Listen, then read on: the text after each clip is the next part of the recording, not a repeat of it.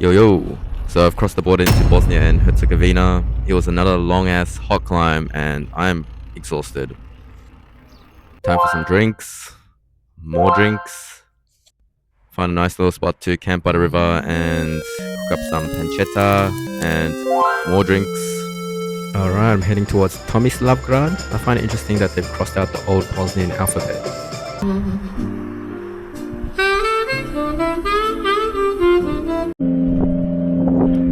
We too loud in public, them police turned down a function. Now we outside and the time is perfect. Forgot to tell you, gotta tell you how much I vibe with you.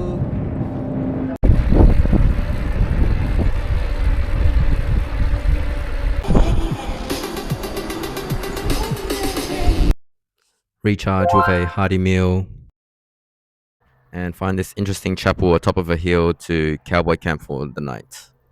Heading towards Lake Blidenij, and this is kind of where everything goes downhill for me. I was planning on having a rest day here, but the mud is cracked and the river is pretty dry, so I can't even go for a swim. I set up tent anyway, and then soon after a thunderstorm rolls in, and this is where I find out that my tent isn't waterproof, so I'm getting rained on inside the tent. And that night I have a minor case of food poisoning and end up throwing up a few times. So the next day I'm feeling pretty shit. Her kind of sassy dress sense by making a burning torch drop into the great chest. Democracy in Mercia, and they are so battle scarred and weary that they start accepting Spain. Okay, so I'm in Bosnia right now and I got savagely mauled by two massive dogs just then. And you can see the damage here. This, on my right leg, it's quite deep. Yeah, it's quite bad. And I'm also bleeding down on this side as well. And then on my left leg,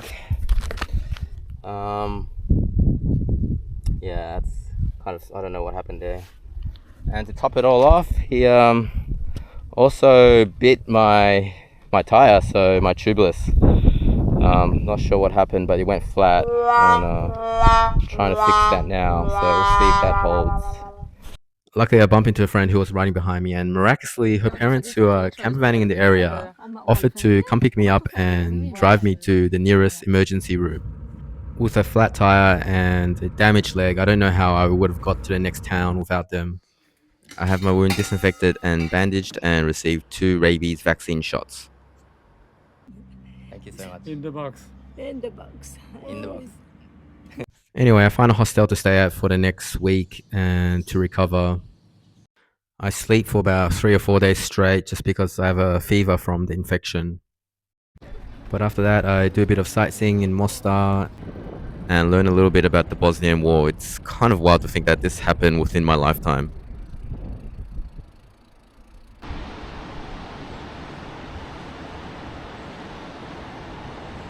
Alright, after a week of recovering in Mostar, back on the road, baby!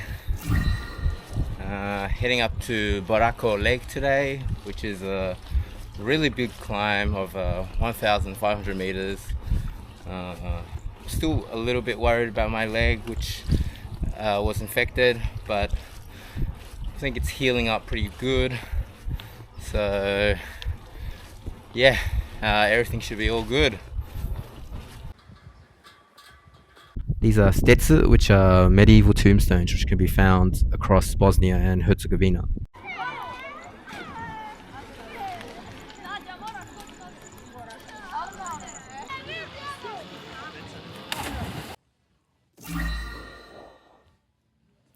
Something that I've neglected to mention so far is that Bosnia and Herzegovina is actually a live minefield. As in, there are still active mines from the Bosnian War.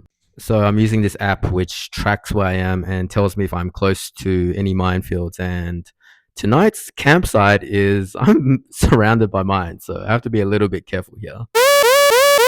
Did anyone else love playing Minesweeper as a kid? Yeah, it's a bit like that, but with fatalistic consequences. Today's another big climb of 1,500 meters.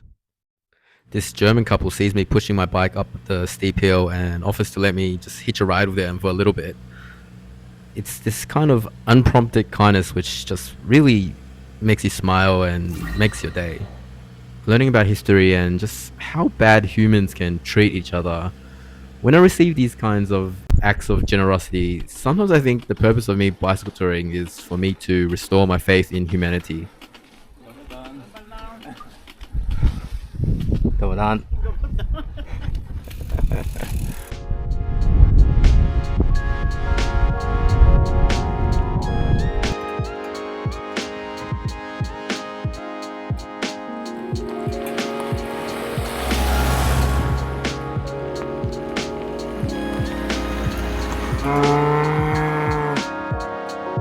I'm getting to the top of today's climb, and this is probably the most scenic part of the Bosnia and Herzegovina route so far.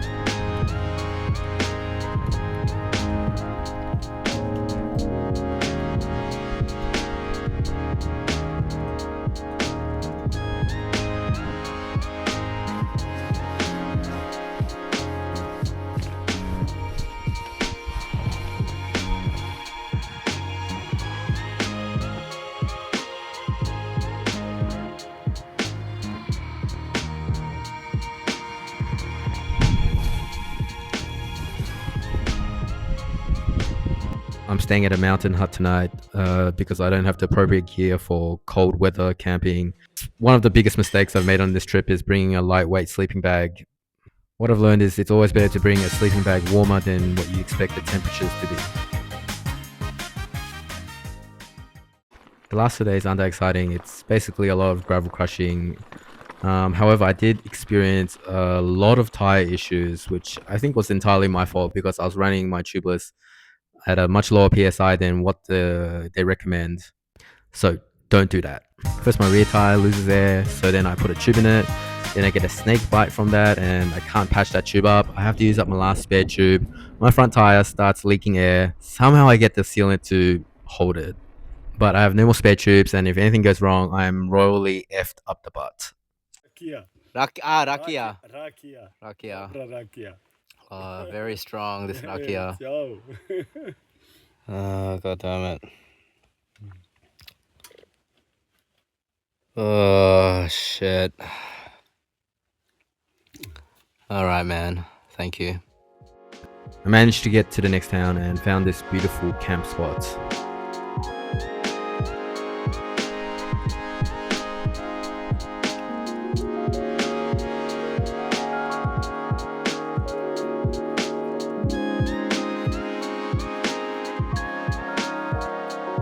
Finally get to the crossboarding, and I am glad to put this chapter behind me. Hello, Montenegro!